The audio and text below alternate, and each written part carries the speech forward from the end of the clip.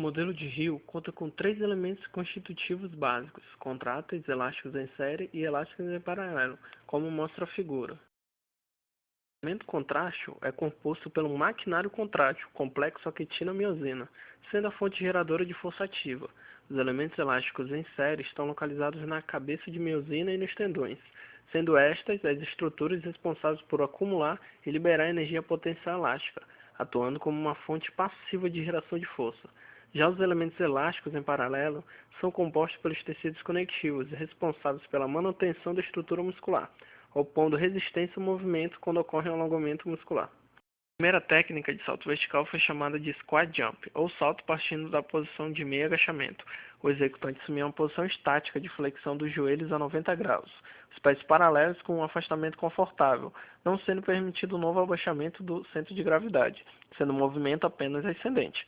Assim realizado, a energia potencial elástica acumulada era perdida na forma de calor, devido à manutenção da posição estática assumida, e o salto era realizado somente com a capacidade dos grupos musculares esqueléticos de gerar força sem a utilização do CAI.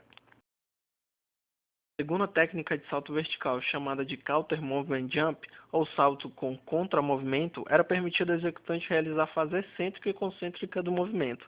A transição da fase descendente para ascendente deveria ser feita o mais rápido possível. Desta forma, o CAI poderia ser utilizado produzindo uma maior geração de força, uma maior elevação do centro de gravidade, com uma maior eficiência mecânica, menor gasto energético. Assim, um aumento menor do que 10% do Counter Movement Jump para o Square Jump significa uma má utilização do CAI. A primeira hipótese é apresentada para auxiliar na explicação da diferença percentual existente entre o resultado do Square Jump e do Counter Movement Jump, atuando em conjunto com o acúmulo de energia potencial elástica, for reflexo de estiramento. Ele está baseado em duas estruturas proprioceptivas auxiliares no controle do movimento, os fusos musculares e os órgãos tendinosos de Golgi. A primeira, os fusos musculares, são responsáveis pela detecção do grau de alongamento músculo-tendinoso, onde a partir de determinado limiar existe uma ação muscular reflexa, concêntrica ou isométrica, como forma de proteção da estrutura a um alongamento excessivo e rápido. A segunda, os órgãos tendinosos de Golgi, são responsáveis pela detecção do grau de tensão muscular, e suas respostas reflexas causam um relaxamento do músculo ou músculos envolvidos na tarefa. Assim, os métodos de treinamento mais utilizados para aumentar a capacidade de salto são multissaltos, saltos com sobrecarga e pliometria. Claro que cada um obedecendo a alguns princípios para que seus objetivos sejam atingidos.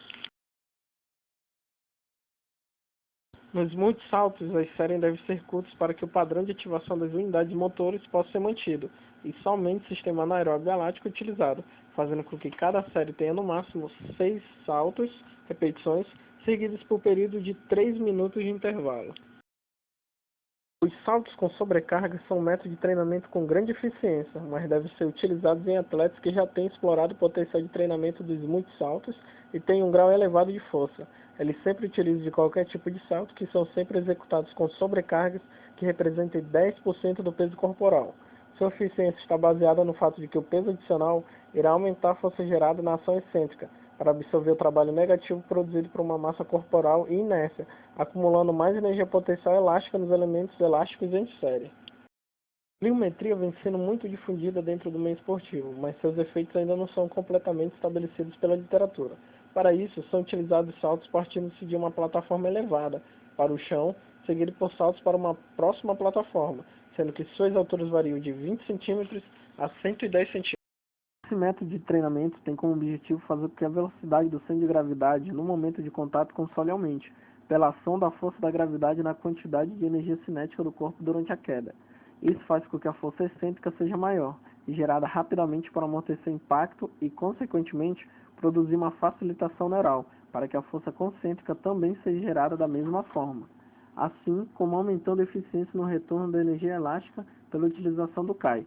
A altura da queda deve obedecer a certos critérios, pois se for muito baixa, para o atleta não produzirá adaptações na capacidade de salto, e se for muito elevada, o estímulo será muito forte, fazendo com que ele tenha que flexionar muitas articulações dos membros inferiores, perdendo a eficiência do CAI, como nos saltos com sobrecarga.